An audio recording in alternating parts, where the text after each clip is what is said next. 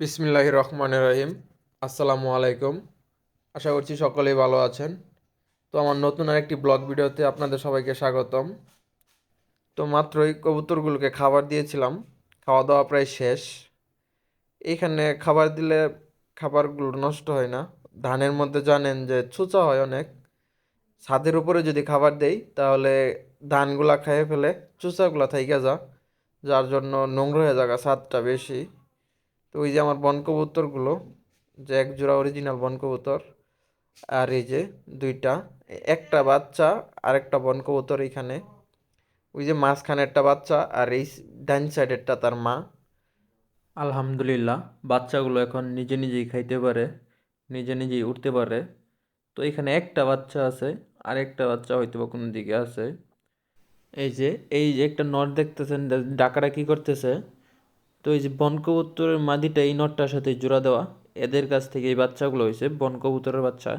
এই বন কবুতরের বাচ্চাগুলো হয়েছে গা, মা হয়েছে গা বন কবুতর, একদম অরিজিনাল জংলি বন কবুতর। আর বাবাটা হয়েছে দেশি কবুতর। এইগুলা থেকেই একদম বন কবুতরের দুইটা বাচ্চা বের হইছে। তো দেখা যাক দুনোটা কি নর মাদি হয় না দুনোটা মাদি হয়ে যায়। আমার মন বলতেছে দুনোটা হয়তো মাদি কবুতর হয়ে যাইব। দুনোটাই যদি মাদি কবুতর হয়ে যায় তাহলে হয়তো একটু ঝামেলায় পড়ে যাই। দেখা যাক, আল্লাহ ভরসা। তো এই যে আরেক জোড়া, যে অরিজিনাল এক জোড়া, দুটোটাই বন কবুতর, জংলি বন কবুতর, এরা দুইটা ডিম দিছিল। তো ডিমগুলো চেক দিতে যায়, মানে কবুতরগুলো দেখলাম ওই যে চালের উপরে বাইরে বসে আছে।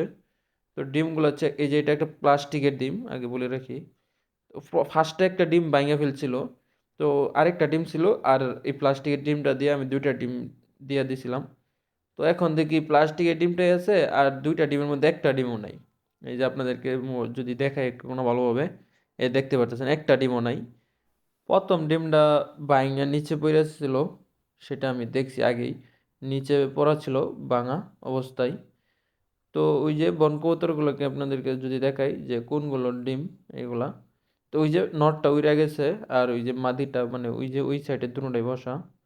আর এই যে দেখেন আমার এই যে বাজি দিবে, এটা আমার একটা গিরিবাজ কবুতর। এটা আমার একটা নর, একটা কবুতরই আমার বাসার বাজি দেয়। তো আপনাদেরকে হয়তো ভিডিওটা ভালোভাবে দেখাইতে পারি নাই। তো এই যে দেখতেছেন এখানে চারটা বন কবুতর আছে। তো এই যে তিনটা এই সাইডে আর একটা এই সাইডে, একটা যে এক্সট্রা এটাই নর। আর ওই সাইডে যে তিনটা, দুইটা মাদি আর একটা বাচ্চা। আর একটা জিনিস আপনারা যদি খেয়াল করেন, এই দেখেন আমার দুইটা নর ডাকতেছে, এই যে কোনায় একটা আর ওই যে একটা। তো ওইটা হচ্ছে গিরিবাজ আর এটা হচ্ছে দেশি। তো এটা কিন্তু আমার দুটোটাই কিন্তু আমার বাসার খোপের কবুতর, কিনা না। তো যদি আপনারা অনেকে মনে করবেন যে এটা হয়তো বা এটার বাচ্চা, কিন্তু না। এই কবুতরের মা হয়েছে গা দেশি কবুতর, আর ওইটা হয়েছে গিরিবাজ, ওইটা আমার গিরিবাজ থেকেই করা, ওই যে ডাকতেছে উপরে। ভিডিও করতে করতে অনেকক্ষণ যাবৎ খেয়াল করলাম যে আমার একটা বন কবুতরের বাচ্চা কোথাও দেখতে পারতেছি না। তো আমি ভাবলাম যে খোপে আছে। তো এই সাইডের খোপটা প্রথমে চেক দিছি, দেখি নাই। পরে এই যে দেখলাম এই সাইডের খোপে বসা। তো এটা মনে হয় অনেকক্ষণ যাবৎ এইখানে বসা ছিল, কারণ অনেকগুলা পটি করছে।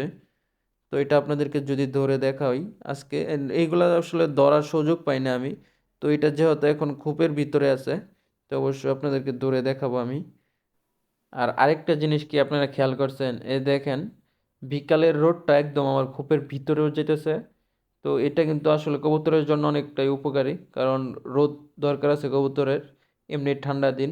আর আগের ভিডিওতে আপনাদেরকে তো বলছিলামই যে এই হোমাগুলো নিয়ে আমি ঝামেলায় আছি, কোনোভাবে এগুলারে জোড়া দিতে পারতেছি না।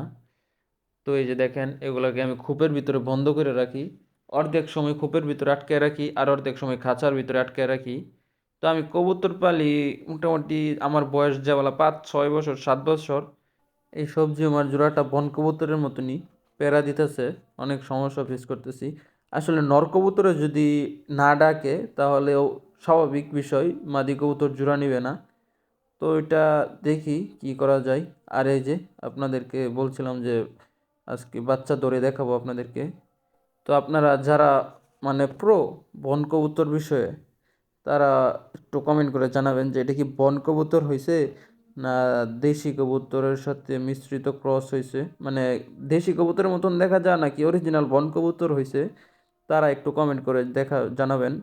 কারণ আমি বন কবুতর বিশেষ করে শখ করেই পালি। আমার একটা মানে ইচ্ছা যে আমি এগুলারে আমার পোষ মানাবো, ওইখান থেকে এগুলারে পালা।